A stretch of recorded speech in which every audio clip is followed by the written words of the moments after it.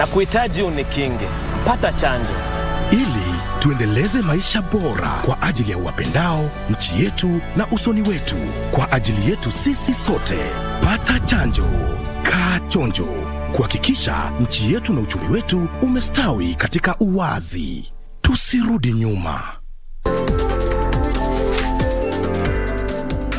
In recent past, there have been reported cases of highly adulterated honey that could have serious health implications as well as economic consequences. Well, this week on The Process, we take a look at how honey is processed. Once the testing is done, the honey is then weighed in preparation for the warming process. The Process, proudly brought to you by Buchan Furnitures Limited. Local manufacturers of quality office furniture and dealers in quality office equipment like fireproof safes and cabinets. For orders, visit our showroom at Uniafric House, Koinange Lane off Koinange Street.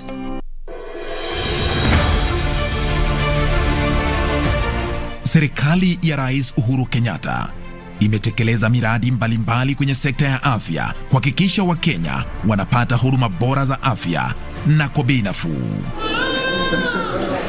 Wiki hii kwenye Project 254. The Kenya we want is one in which no Kenyan should leave the country so as to receive the medical care they require. Kila mtu amefahamu kuna linda mama na anakuja hospitalini na anasaidika hapa. Ikiwa ni operation ni bure. Ikiwa atazaa mwenyewe pia ni bure. Hakuna mtu anafaa kukosa kupata huduma ya afya akienda kwa hospitali ya serikali.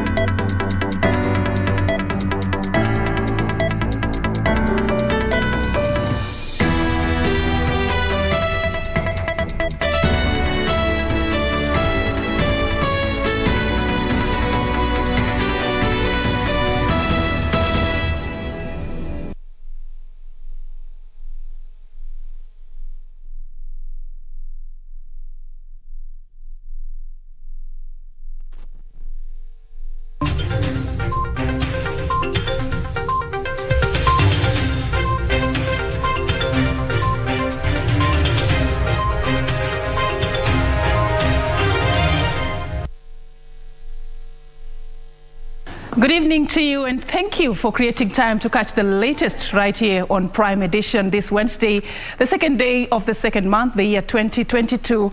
We got details lined up for you about what has been shaping the news in the country, from the concerns by a section of members of parliament about the Nairobi Expressway being a security threat, to Martha Karua officially joining the One Kenya Alliance, and also more exits from the Musalia Mudavadi camp. We got so much lined up for you in our comprehensive news bulletin lined up ahead. But first, here are the top stories. Raila woos Kajiado County, promising a watertight administration as Musalia Mudavadi leads Kenya Kwanza Brigade in Naivasha. Drought situation, 2.4 million Kenyans in need of relief aid. And to the rescue of pensioners, Parliament proposes a bill to deal with errant employers.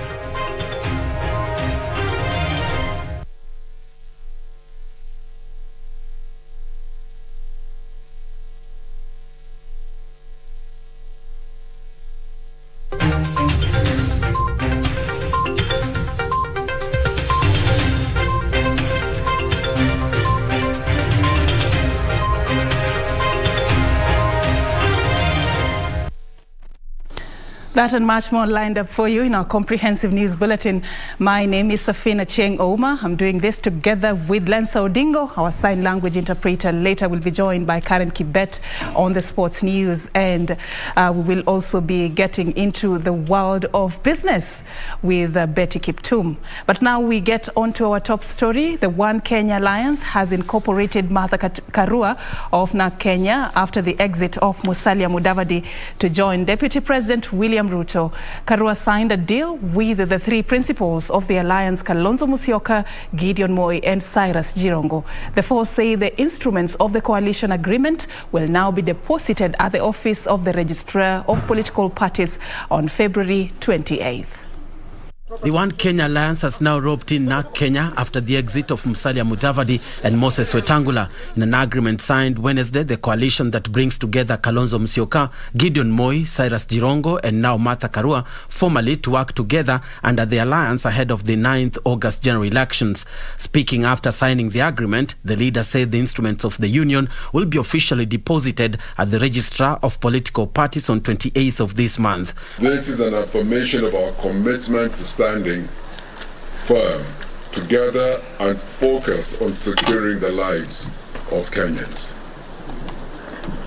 Additionally, we have finalized on the OCA coalition agreement, which details the nature and extent of our political engagement and cooperation as partners. One Kenya. The leader said that the One Kenya Alliance is open to forming a coalition with other like-minded parties and coalitions. We're open to like-minded political formations. But the mode of engagement in that type of dialogue shall be open, inclusive, transparent, fully consultative. We must all agree that a coalition is not a jail where the doors are closed. Yeah. The doors remain open for incoming partners, and everybody is free to exercise their freedom. Absolutely. But I think we are on solid ground. On his part, Kalonzo said they would hold their NEC meetings in the coming days to discuss and ratify any coalition with other parties. There is no urgency. We have up to the 9th of April to form any political coalitions. But we have made it clear to the Kenyan people that others are free to join us, not the other way around. Official statement read. And now let's stay with matters politics. Amani National Congress leader Musalia Mudavadi has termed the One Kenya Alliance as a subsidiary of Raila Odinga-led Azimio la Umoja. Speaking on why he abandoned OCA, Musalia claimed it was a government project that was being controlled from State House. Amani National Congress leader Musalia Mudavadi was in Naivasha selling the agenda of the newly formed union between his party and the Deputy President William Ruto's United Democratic Alliance. In apparent defense to criticism over his joining Ruto, Mudavadi accused One Kenya Alliance leaders of betraying their cause. Na ndio kwa sababu tukasema tuende pahali wananchi wanataka kuenda. His ally in the Kenya Kwanza Alliance, Ford Kenya leader Moses Wetangula, decried the high taxes that he said undermine the investment environment. Tunataka kuleta umoja wa nchi yetu.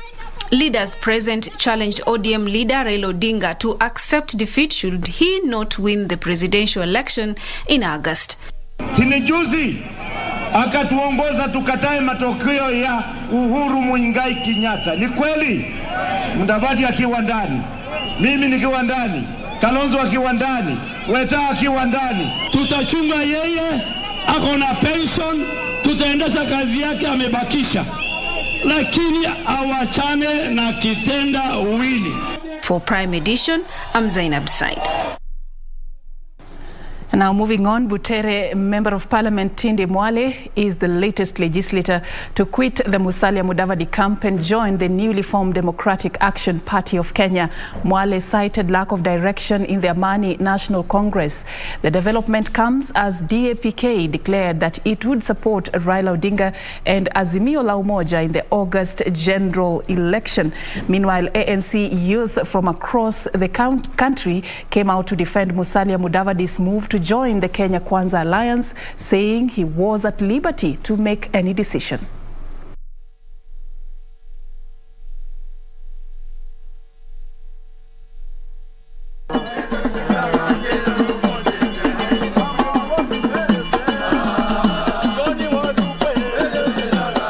We're going to mobilize all our members.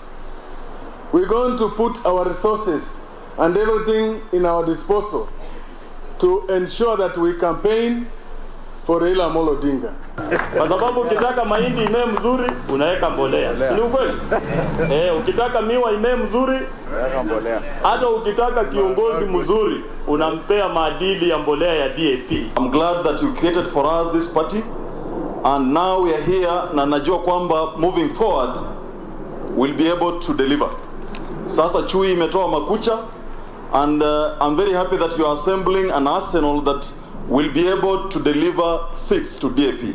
Thus, I will urge all the leaders, especially leaders from Western Kenya, to respect the stand taken by Musalia Mudavadi. And as young people going forward, we will sacrifice our time, our small resources to ensure that we achieve a thriving economy under His Excellency Musalia Mudavadi. Na tuko na ari ya kusupport Musalia Mudavadi sababu ako na azma ya Kenya mzima.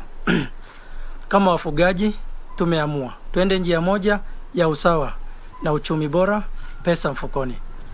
Tunamwamini wakati alikuwa waziri wa finance, ili kuboresha hii taifa aliboresha, na mara hii alituambia tutatembea hivi. Kama youth hatujapinga, tumekubali na mikono miwili na tulisema tutatembea na Musalia ile njia anatupeleka sahihi. Orange Democratic Movement Party leader Raila Odinga says if elected president, his administration will seal corruption loopholes. Raila, who was in Kajiado County, said once corruption loopholes have been sealed, there will be more funds for investment.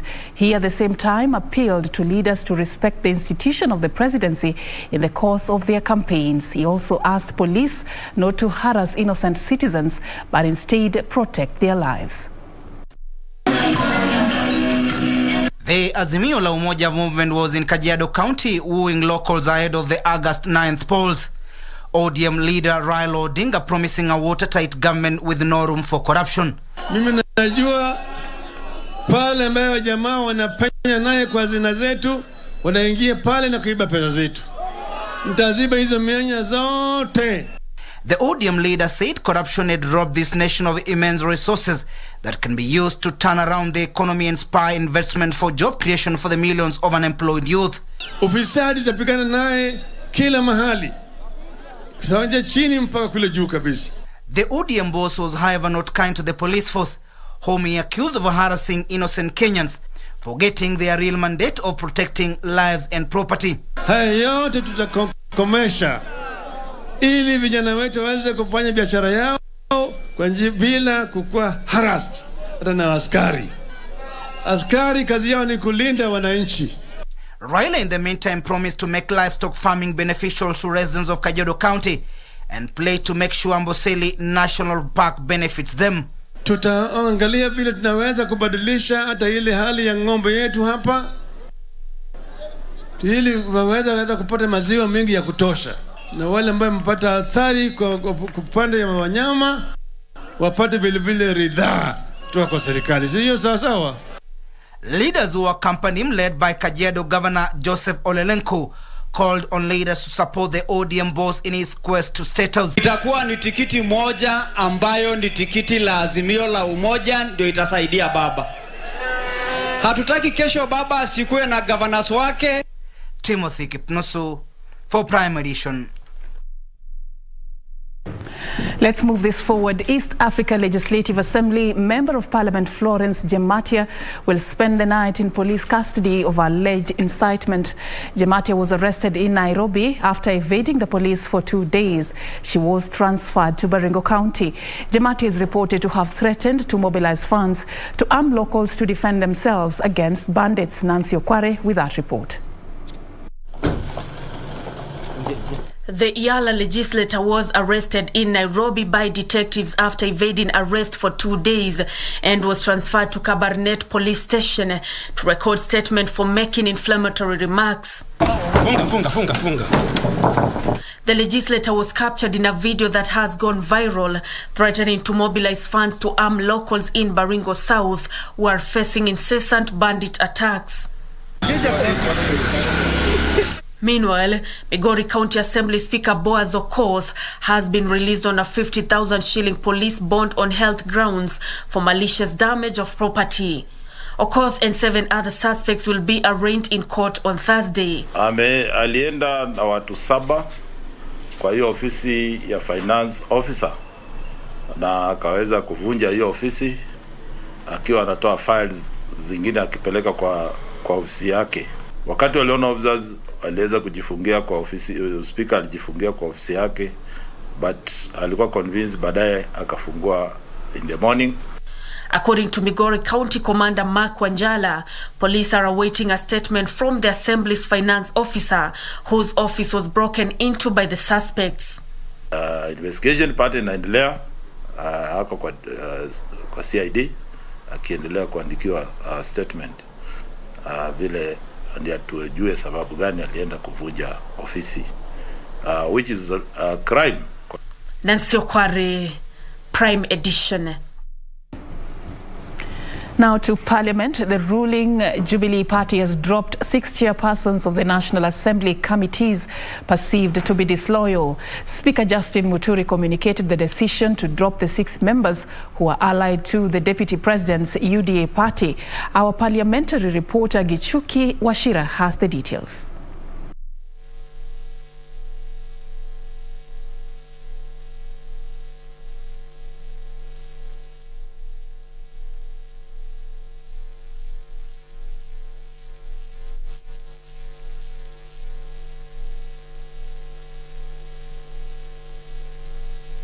The Honorable Catherine Waruguru MP has been discharged from the Departmental Committee on Agriculture and Livestock, where she also served as the Vice Chairperson. 2. The Honorable William Kipkemoy Kisang MP is discharged from the Departmental Committee on Information, Communication and Technology, where he also served as the Chairperson. 3. The Honorable Kato Olemetito Judah MP is discharged from the Departmental Committee on Defense and Foreign Relations, where he also served as the chairperson. 4. The Honorable Jafet Karenkembioki MP is discharged from the Departmental Committee on Environment and Natural Resources, where he also served as the chairperson. 5. The Honorable David Gikaria MP has been discharged from the Departmental Committee on Energy, where he also served as the chairperson. And 6, the Honorable Ali Wario MP has been discharged from the Select Committee on Regional Integration, where he also served as the chairperson. All right, let's stay at Parliament. The ruling party Jubilee suffered another blow in the National Assembly Wednesday after legislators allied to the Deputy President ganged up to shoot down a procedural motion that sought to reduce the publication period for the Elections Amendment Bill 2022 from 14 to 5 days. 62 members voted against the motion, with only 43 supporting it. The bill proposes, among others, that election appeals be filed within 48 hours of the announcement of final results. It was a game of numbers at the National Assembly when legislators allied to Deputy President outnumbered their colleagues to reject a motion that sought to reduce the publication period for the Elections Amendment Bill 2022 that seeks to amend the Elections Act 2011. The motion was moved by the Leader of Majority, Amos Kimunya. It's a bill that is time-bound. It may have implications on the election that we are preparing for. There's been lots of debate on this matter. Now that we have 14 days of public participation, actually it does not make sense to have a bill published for 14 days, then after first reading, you then subject it to another 14 days for public participation. And I do hope, even as we have made our standing orders, that this will be one of the things we'll be removing, so that the bill can be read immediately after publishing, and then the 14 days kick off. So members will lose nothing by shortening the days. Will as many as another opinion say aye? As many as another opinion say nay? The nays have it. Ayes 43, nays 62. Result is the nays have it. The net effect, therefore, is that the motion is defeated, and therefore, order number 9 is taken out. Among the key proposals in the 23-clause bill is to cap the time limit for lodging an electoral dispute with the Commission to 48 hours. It further seeks to provide for complementary mechanisms to identification and transmission of external results. Other proposals are that the decision of the High Court concerning appeals filed against the election of MCS be final and provides for the flow of the election results for the presidential election from the presiding officer to the Commission. For Prime Edition, I'm Gladys Mungai. Well, thank you, Gladys, for that report. Now, a section of MPs has raised concern over the proximity of the Nairobi Expressway to Parliament. The legislators, led by Kitutu Masaba member Shadrack Mose, say the expressway, still under construction, is a security threat to Parliament. He said there is need to erect a perimeter wall or assign security personnel to cover the area. I rise to seek for a statement regarding the security of the institution of Parliament in light of the current design of the Nairobi Expressway. Parliament is a key national institution that requires strategic security considerations. The current situation where we are facing terrorism, you know, the expressway is actually above the parliamentary building, and somebody can come and with a bazooka hit Parliament. Actually, I think that's a very critical matter that this House needs to put a lot of seriousness in addressing it so that Parliament is actually secure. The site wall of the road is actually not high enough. So you can easily stand and it's at the chest level. And I was just imagining if somebody stood there and targeted Parliament. I don't know what would happen. And you know, Honorable Speaker, we are aware that in the past there has been attempts. This is the House that we should also be making laws in regards to the entire security of the nation. And I believe the genesis of the security of Kenya is not around building perimeter walls, neither is it around isolationism, Mr. Speaker. Therefore, when Kenya is safe and every other Kenyan is safe, we may never actually have to mind about being isolated in some corner.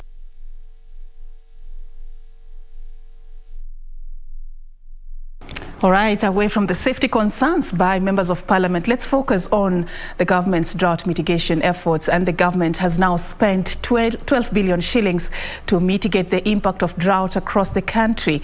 Government spokesperson Cyrus Oguna says over 677 million shillings was disbursed to 225,705 households in 23 arid and semi-arid counties in the month of December 2021 alone. Oguna said the government will increase the number of counties to be covered by the Hunger Safety Net program. Over 2.4 million Kenyans in 23 counties continue to bear the impact of drought. According to the government spokesperson, Colonel Cyrus Oguna, 12 counties are still in the red. These 12 counties include Baringo, Garissa, Isiolo, Kilifi, Kitui, Lamu, Mandera, Marsabit, Samburu, Tana River, Turkana and Wajir. While announcing a raft of measures put in place by the government to alleviate the suffering of those affected, Oguna said over 495 million shillings has already been disbursed to 12 ASAL counties under the cash transfer program in the month of January 2022. Each household is targeted to get 3,000 shillings.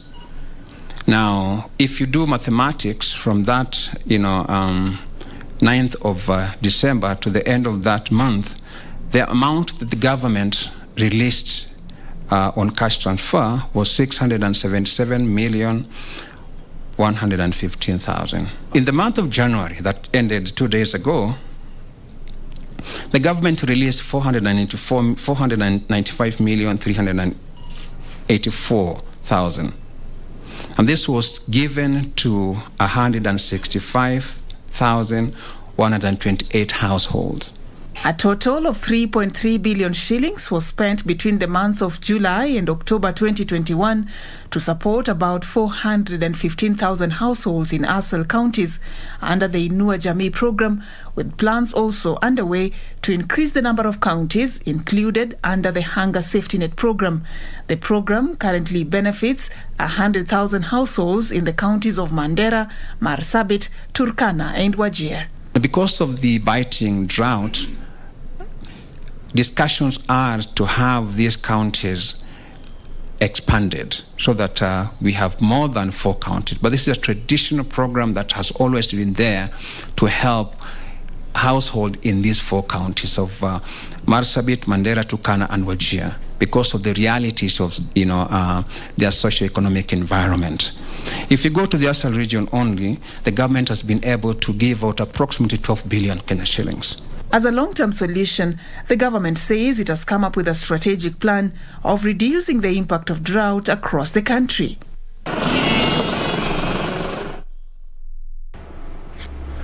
All right, remember, we are streaming this broadcast live for you on Facebook and on YouTube at KBC Channel 1 News. Allow me to appreciate Isaac Oloipera, you say you're following, and Ali Hamza watching from Machakos County, some of our viewers online. Thank you so much for creating time to catch Prime Edition tonight. As we take a break, we are back with much more shortly.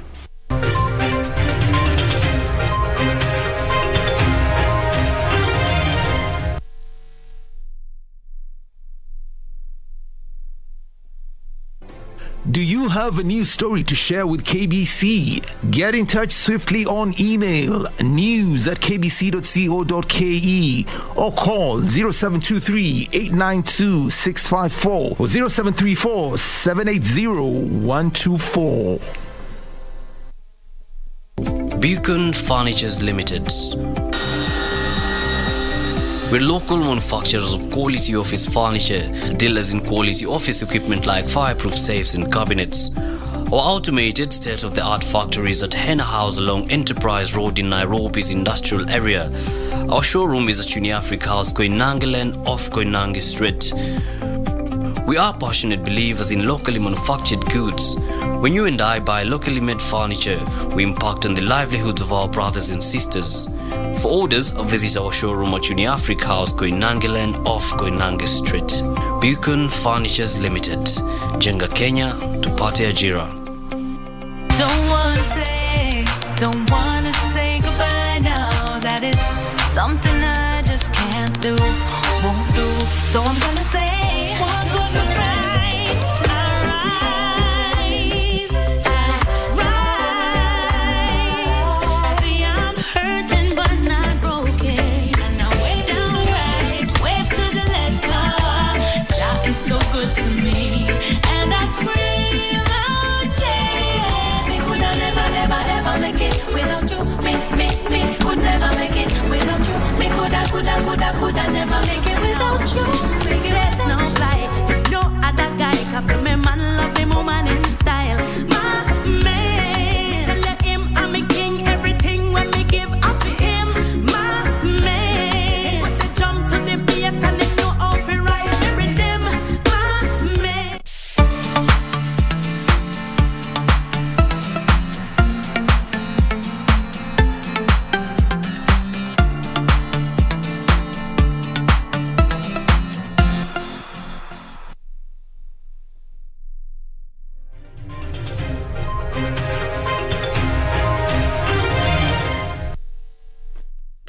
All right, welcome back and thank you for staying with us. Let's move this forward. The Independent Electoral and Boundaries Commission, IEBC, has called for stakeholder engagement to address voter apathy. Speaking in Marsabit County, IEBC Chairperson Wafula Chebukati said the commission has noted with concern a lack of interest among Kenyans to register as voters, disregarding their civic duty. The Independent Electoral and Boundaries Commission, IEBC, had targeted to register around 6 million new voters from October 4th to November 2nd last year.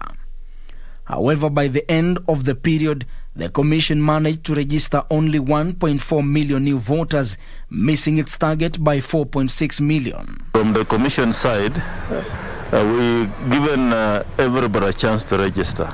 So if there are other factors, then there are for all of us to reflect on as a commission, as Kenyans. You can also tell us why there could be apathy. Why are the youth not turning up? It's a question for all of us to do our survey and find out why.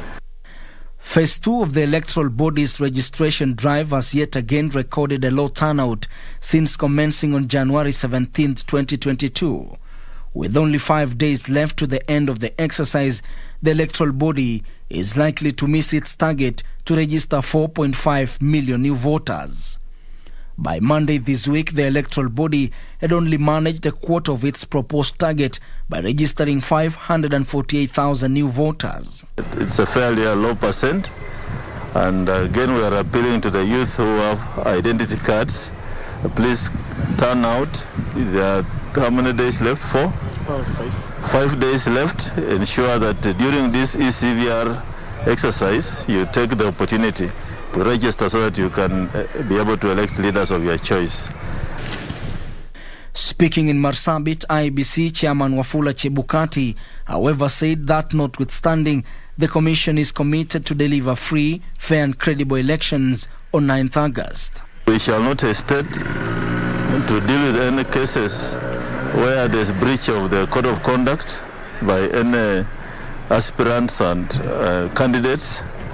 And we are working also closely with the DPP to ensure that the Election Offences Act is complied with. Ben Chumba, Prime Edition. Now, the Employment and Labour Relations Court has directed the Public Service Commission to review, audit and make recommendations on human resource policies and practices of employees of the Communication Authority. Justice Monica Mbaru faulted the move by the State Corporations Advisory Committee to undertake the roles, maintaining that according to the Constitution, it is the Public Service Commission that has the jurisdiction and authority over state corporations, and that the committee can only exercise human resource powers on behalf of the Commission. The Commission will now, in 2 weeks, advertise fresh vacancies that had been advertised by the committee. A petitioner, Anthony Manyara Mushui, had gone to court in October last year to protest the Communication Authority's move to advertise the recruitment of 2 directors and other internal positions, recruit based on a review of the Commission's organization structure and staff establishment as approved by the State Corporation Advisory Committee. He argued that the authority's structure had not been approved by the Public Service Commission as stipulated by Article 234 of the Constitution. A position reinforced by Justice Monica Mbaru of the Employment and Labour Relations Court, who directed the Public Service Commission to advertise the positions afresh in 2 weeks and review the organisation structure of the authority, its administration and personnel practices within 1 year. Meanwhile, the state has filed an application seeking to detain Nathan Leo Ndungu for 21 days, awaiting a formal request of his extradition by the Republic of Rwanda. Ndungu, who was arrested on the 30th of January 2022 through an Interpol Red Notice alert issued on the 24th of February 2012, has a Kenyan and US citizenship. A court in Rwanda tried and convicted him in absentia for 5 years in jail for selling property belonging to another person. Magistrate Bernard Ochoi directed he be remanded at Gigiri Police Station with the ruling set for Friday. Serfine for Prime Edition. All right, from the corridors of justice to our weekly segment, Cinemas and Theatre. Now, the film industry in Kenya is growing by the day, with some producers now using 3D animation. This is a technique that utilizes motion in order to bring characters, objects, and even props to life. Tonight in our weekly feature, Cinemas and Theatre, our reporter Jacqueline Masharia reviews a Kenyan-made 3D film, Book of Ka.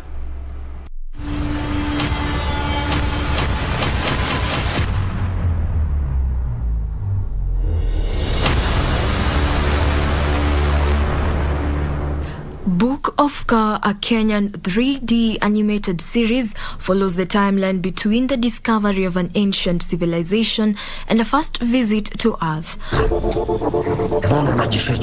We see a warrior sent to Earth to find a special creature. This an introduction to the universe known as the Book of Ka. Nobody's dying today.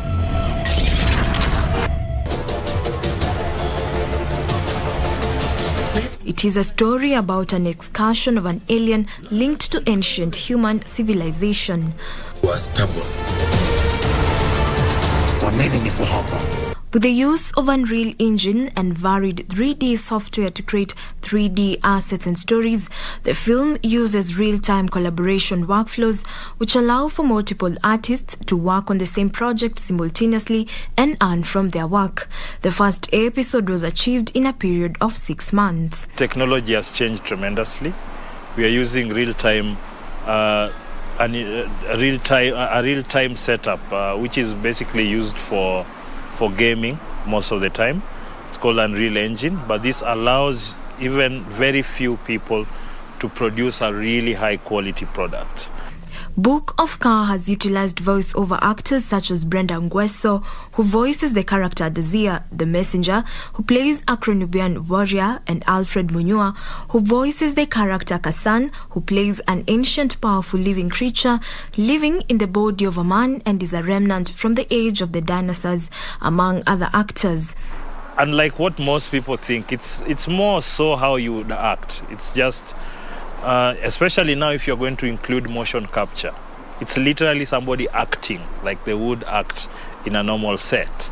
So you capture their emotions, and then you translate that to the animated character. So we need to influence more people with our culture, our stories, the same way Spider-Man is and Ben 10 are part of our children's lives every day, on TV. We have to make the effort so that we also populate these screens with our content that have African stories. It is a Kenyan sci-fi series produced by an award-winning filmmaker, Albert Nyakundi, alongside his brother Josephat Nyakundi, who is an award-winning animator. You go to www.bookofka.com. You'll basically have a prompt where even on your phone, you just pay with M-Pesa real fast, and you have access. So in our thinking, like for 100 bob, you can have access to the episodes as they come. I have to big up the Kenya Film Commission because for the last 3 years they've released grants for people to produce films. Like last December we had I think 4 or 5 films released. And believe it or not, you can, if you remember Nairobi Half-Life from back in the day, Kenyans do love their content. They do love their film. At least in the last 2-3 years, I personally think there's been an injection of new blood. There's been an injection of new funds coming. Right now, the Kenya Film Commission is giving grants for the third phase of filmmakers that want to produce films. I think we do this in the next 5 years, say in the next even 3 years. I think things will be great. Unaitwa nani wewe?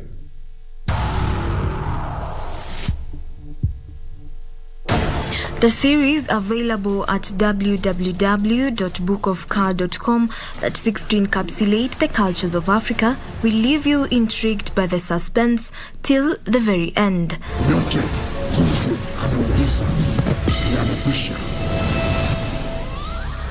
Jacqueline Masharia for Cinema and Theatre.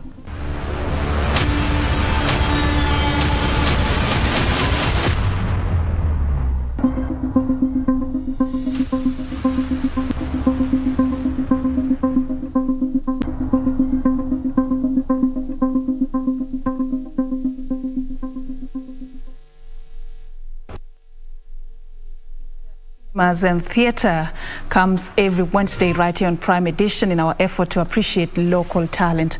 We're going to be taking a very short break right now, but don't go too far. When we come back, Betty Kiptum will be taking you into the world of business. Do stay for that and much more.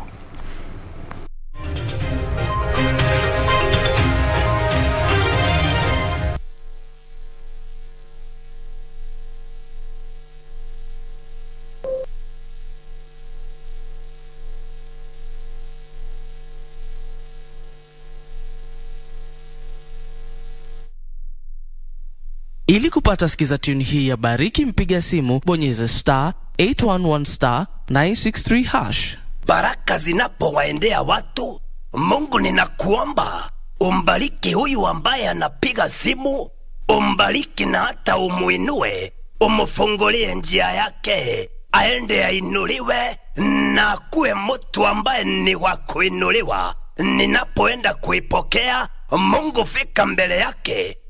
Ili kupata sikiza tune hiyo ya Bariki, mpiga simu bonyeza *811 *963#, *811 *963#.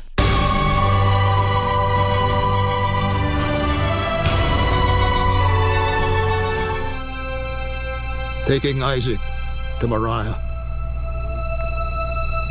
we'll sacrifice to the Lord. Father, why do we sacrifice? We sacrifice out of obedience. It's how we worship. My God! Have mercy, oh God! Where is the lamb for the burnt offering? The Lord will provide himself a lamb.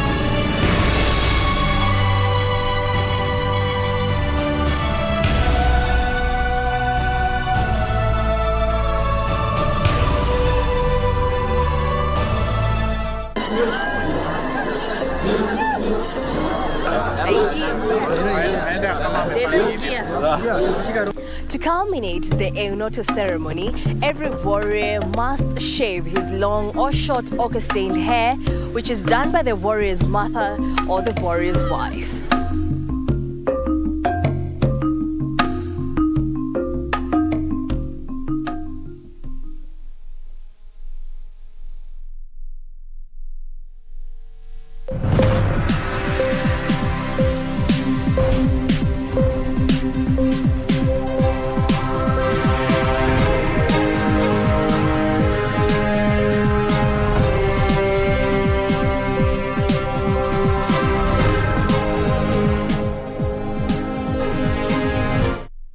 Good evening and thank you for staying with Prime Edition. Time now to delve into the world of business.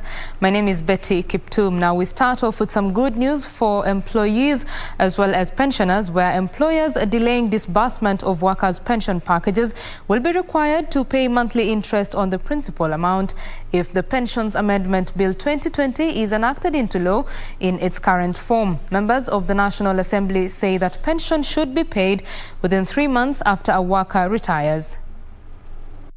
The National Treasury last year raised the red flag over state-owned entities delaying payment of pension whenever employees retire. This is after some government agencies owe their former employees a total of 20 billion shillings in unpaid pension packages. Members of the National Assembly now say defaulting employers should be penalized. There has to be a penalty, or the retiree ought to earn an interest or something to compensate for the failure to comply with the law. And this House must make a decision using this bill to tame government from abusing former employees. Because you do not serve government, and once you leave government, you start again another job of following up your pension. This is really not right. While debating amendment to the pension law, the MPs also proposed pension packages to be paid within 90 days after an employee retires. A way should be found that they may have to be continued even on their salary, and once the pension starts reflecting, then the salary can be stopped. MPs are also calling for decentralization of pension offices to facilitate prompt payment of pension. This pension processing should be decentralized to various counties so that it becomes easier and actually it reduces the agony of the pensioners to make trips to Nairobi, and at that time they don't have even fare to come to Nairobi. If enacted into law in its current form, employers will be required to have a seamless pension process that eases access of pension by the next of kin in case the principal holder dies. Staying a long time suffering actually aggravates the situation. You find many of them actually get sick, many die, and when they die the situation gets worse because their next of kin cannot actually claim this thing. Many don't even know the process of claiming it. Benson Rioba reporting for Prime Edition. Now, Kenya Airways is set for another round of restructuring as the government seeks to reduce the national carrier's operational costs. National Treasury Cabinet Secretary Ukur Yatani says as part of the bailout plan for Kenya Airways, the government is reviewing the aircraft leases by Kenya Airways and assessing the carrier's management. Kenya Airways was among the beneficiaries of the 2021-2022 supplementary budget, with the National Treasury recommending an additional 26.56 billion shillings as bailout for the carrier. National Treasury Cabinet Secretary Ukur Yatani says the government will consider more bailouts in future to sustain the cash-strapped airline. It has a unique strategic importance for the country, and that's why we will not allow it to go under. We'll continue supporting it.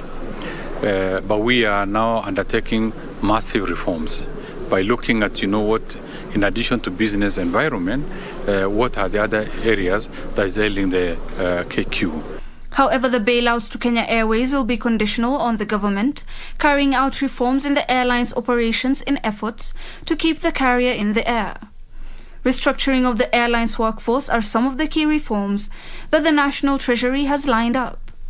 Renegotiating and retiring of expensive aircraft leases are also on the cards, with the National Treasury keen on reducing the operational cost of KQ's fleet. Is it issues of governance? Is it of employment? Is it the lease of, the various expensive planes? These are things that we are keenly addressing.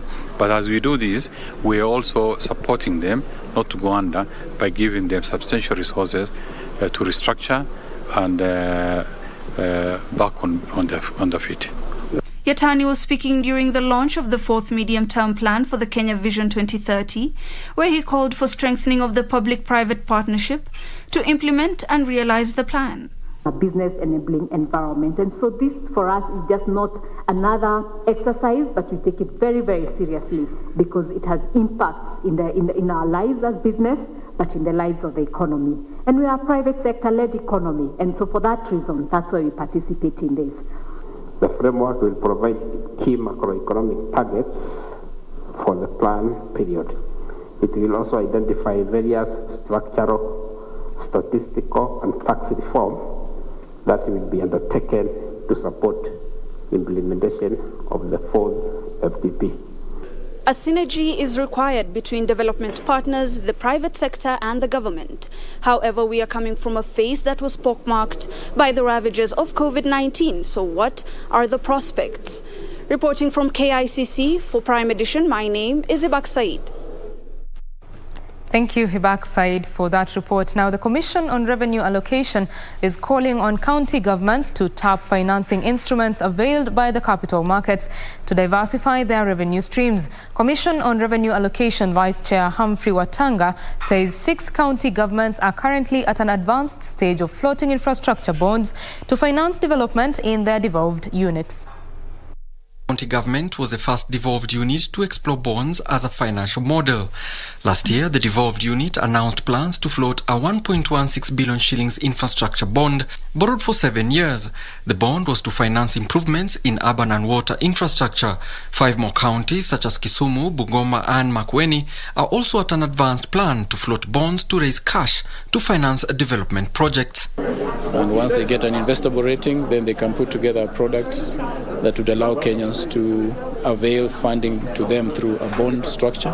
Speaking at the launch of Wealth Tech startup Ndovu app, Commission on Revenue Allocation Vice Chair Humphrey Watanga called on more innovators to tap opportunities in the ICT space. Innovation is key because investment in the past, particularly investment in capital markets, was seen as something that was very, very sophisticated and complicated, and you had to jump through many hoops. We're giving you the opportunity to put a little money that you have saved up to work.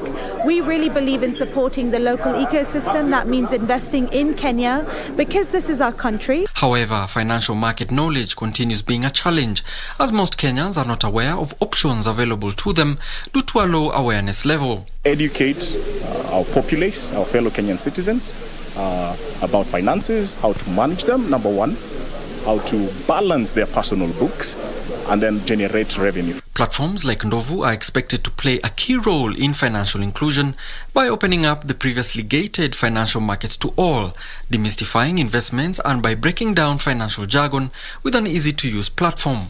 Many people find the financial markets complex, difficult, challenging, but players say you'll never really know until you throw your hat into the game. Alan Auko, Prime Edition. Well, Stanbic Bank Kenya has signed the Women Empowerment Principles, offering businesses guidance on how to promote gender equality and women's empowerment at the workplace and community. Stanbic Bank Kenya Chief Executive Charles Mudiwa says the lender will support women through financial and non-financial solutions to help them grow as individuals and also spread the growth to their communities. Ladies and gentlemen, we are here. The Women Empowerment Principles, which were established by the UN Global Compact and UN Women, are a set of standards that guide businesses on how to promote gender equality and women empowerment. Under latest deal, Stanbic Bank, in partnership with UN Women, has committed to use training centers established by the Ministry of Industrialization, Trade and Enterprise Development to equip groups of women with entrepreneurial and digital literacy skills, as well as training on the tendering process. We offer them training, we also offer them loans to support themselves. But the other thing that we're also doing as a bank is also to give them access to ourselves. In other words, we are also a supplier. Remember, we also buy things. And our plan is that we want to support women by buying from women. And so we're also using women suppliers. And what we have done is to train women in how to access tenders and how to respond to RFPs as part of this program. We are there to look for like-minded partners that can help advance the empowerment of women and reducing gender inequality in the country. So this partnership that you witnessed today is one such strategy that we use to bring more partners to the gender equality table and then support them to work with women. Officials say the challenge they have encountered in empowerment of women is low literacy levels, especially among elder or those in rural areas. To close the gender gap and promote gender inclusivity and economic empowerment in the workplace, various organizations continue to ink partnership in an aim to provide an enabling environment for the women in the society. Reporting for Prime Edition, I am Teresa Mutai. Now, Teresa Mutai's story there brings us to a close of the business news this evening. My name is Betty Kiptum, and Karen Kibet is up next with the sports news. Enjoy your evening. Bye-bye.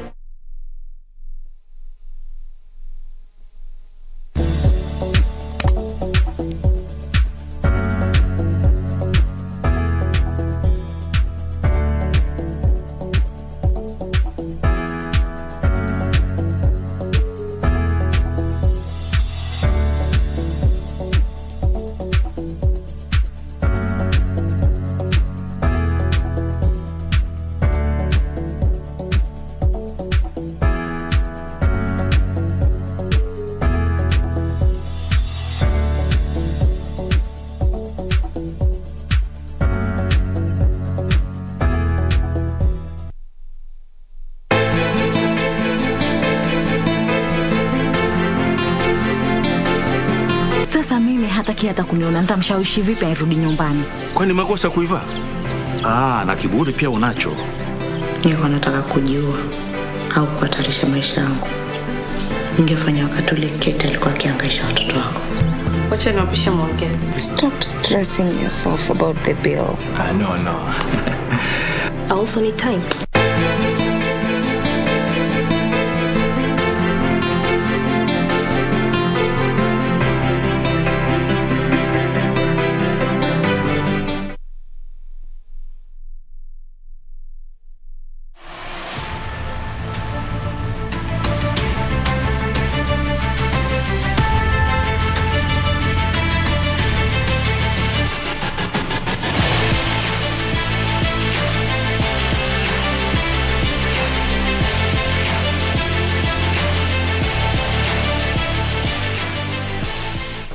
Welcome back. I do hope you're holding up well. Let's now take a look at what's making headlines in the world of sports. My name is Karen Kibet. Now, over 300 athletes are set for this season's Athletics Kenya Track and Field Weekend meeting, slated for this Friday and Saturday at the Nyayo National Stadium. According to the Athletics Kenya Nairobi branch chairman Barnaba Korir, the event is open for all athletes and will serve as the final preparations for athletes who are preparing to participate in the World Indoor Championships, slated for Belgrade, Serbia between the 18th and 20th of next month.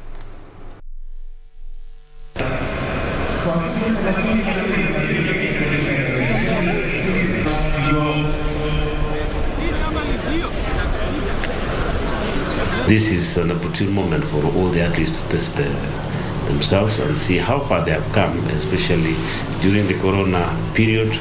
Most of them have been training and they have not even tested the kind of shape.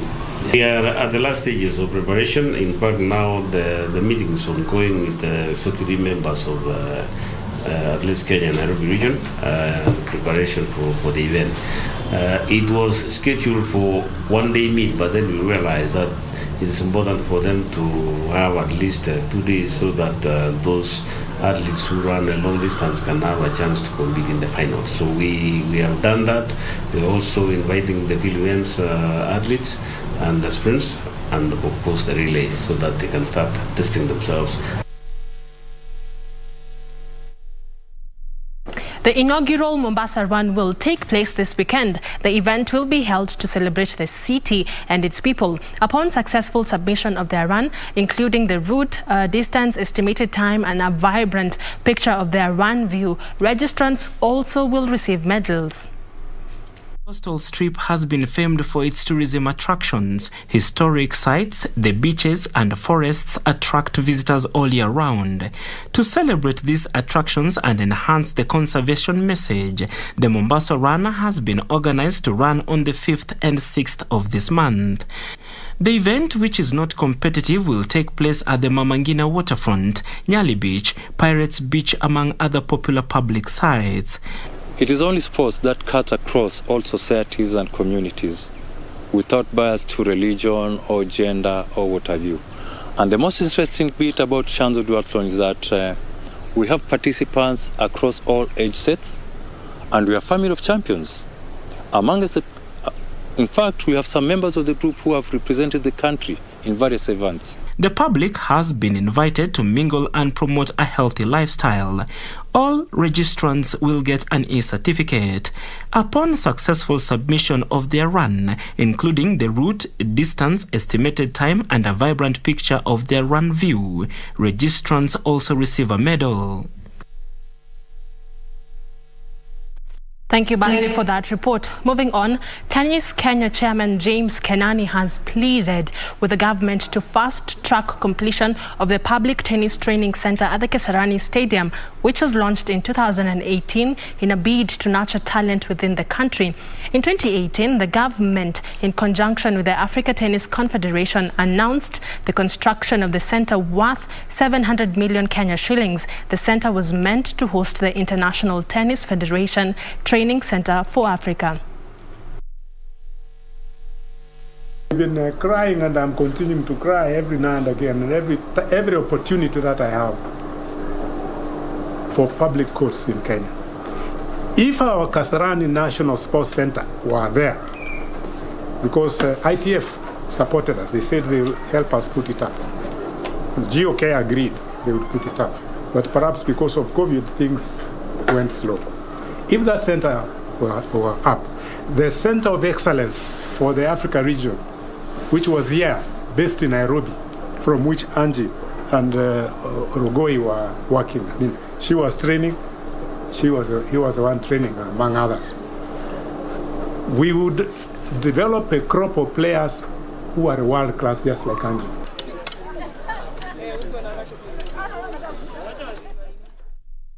Now on to matters golf. Nyali Golf Country Club pro golfer Bhavi Shah is set to headline the Kenyan contingent's charge when the 2022 Magical Kenya Ladies Open tees off from the 10th to 13th of February at the 18-hole PGA Baobab course at Vipingo Ridge in Kilifi County.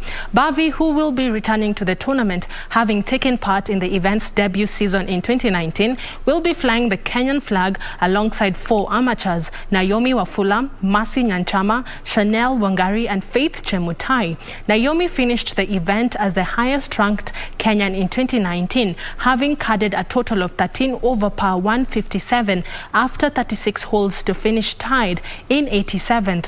Bhavi ended her maiden Ladies European Tour campaign tied in 98th and will be looking for a more robust finish this year.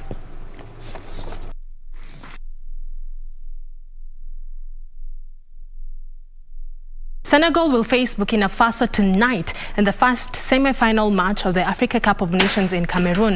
Senegal, who finished runner-up in the previous edition, boasts of stars including Liverpool striker Sadio Mane, Napoli defender Kalidou Koulibaly, while Burkina Faso missed the services of Dango.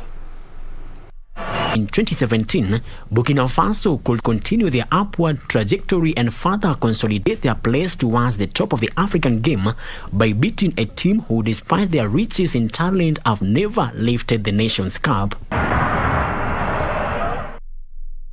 That amazing fixture will officially kick off at 10 p.m. I don't know which team you'll be supporting. I'll be supporting Senegal, but whatever team that wins, I'll definitely bring you the results tomorrow. But for now, I wish you a good night. My name is Karen Kibet, but the broadcast is not yet over, as I do hand you back to Serfine Achieng.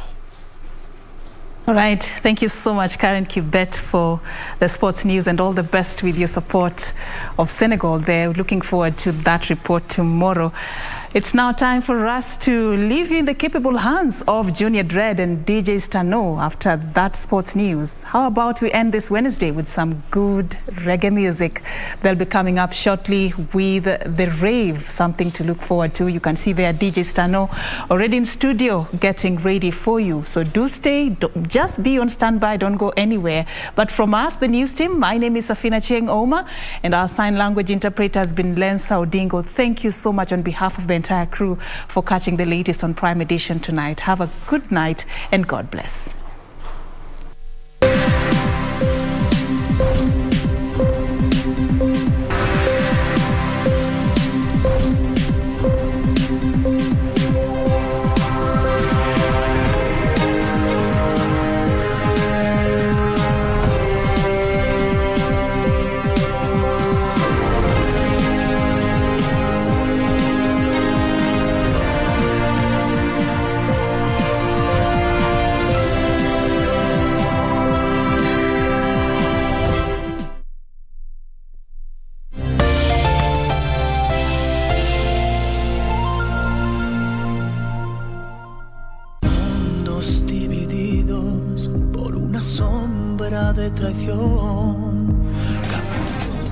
Can you tell me what you're doing here? Rogelio, come here. I'm come only here. doing my job here. Come here. Leave me alone. Really? What part of I don't want you to work here didn't you understand? As for you two, we will talk later. I'm sick and tired of you biting the hand that feeds you. You're so used to having everybody bow down to you, aren't you, sir? You wanted me to run the firm, didn't you? I'm doing it, and you don't like any of the decisions I make. That's because everything that you do is wrong. According to whom? According to you? How'd you get that? No, it's nothing, honey. Nothing happened to me. Let me see. Lying heart.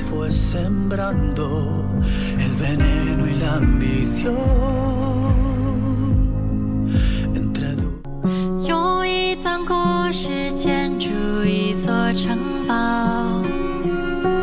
I proposed. My daughter is getting married. I've got something you should see. And then after you've seen it, you can